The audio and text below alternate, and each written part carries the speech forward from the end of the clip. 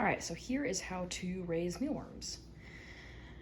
So I usually keep mine in whatever size Tupperware you want, but I just got this from the dollar store, and then I punch some holes in the top.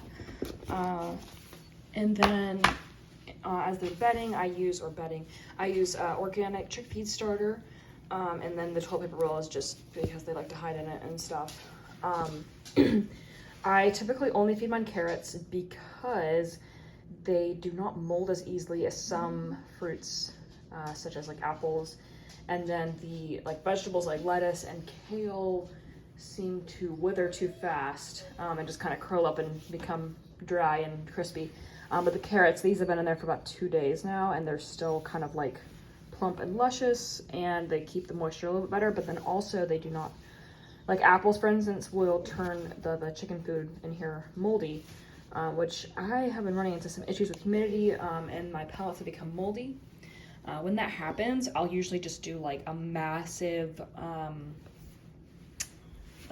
clean where I'll keep like maybe here over of mealworms. I'll just keep that, and because it's annoying to have to pick out each individual worm, and then I'll dump all this.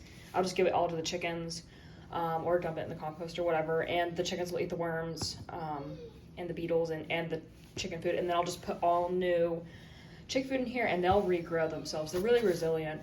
I had a box that I left outside, and we had the temperature got to around like -3 Celsius, and they are still alive. So, sorry, my bad, -17 Celsius, and they are still alive.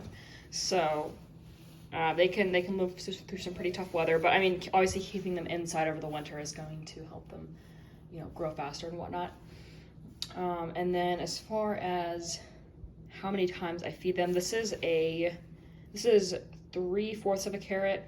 I just cut it into fourths. It's actually a pretty small carrot too. And I haven't fed them in like a month and a half, and this is the first feeding in like a month and a half. Of course, if you feed them more, they'll grow faster, but I just didn't get around to it.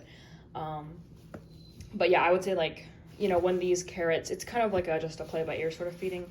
When the carrots shrivel and become when this was an apple I gave them, which I know I said don't give them apples, but oh no, actually this was an apple peel. So that's not, apples, they just kind of shrivel up, just like I said. But just one. Oh, here's a little carrot in there. This was a carrot that was once this big, and it has now shriveled up, and they've eaten most of it. So when the carrots are gone, you just replace them. Here's another carrot example, probably from many months ago. And I do not pick out dead beetles or worms. You can get rid of the skins by taking it outside and blowing on it, and the skins will blow out if the skins get really bad. Like in the summer, and I left it for 2 months, and there was an inch of skins over the whole thing, and I was like, okay, this is nasty. And I took it out and blew it, and the skins blew away like the little dandelions. It was interesting. Anyway, so yeah, that's how to raise and take care of mealworms.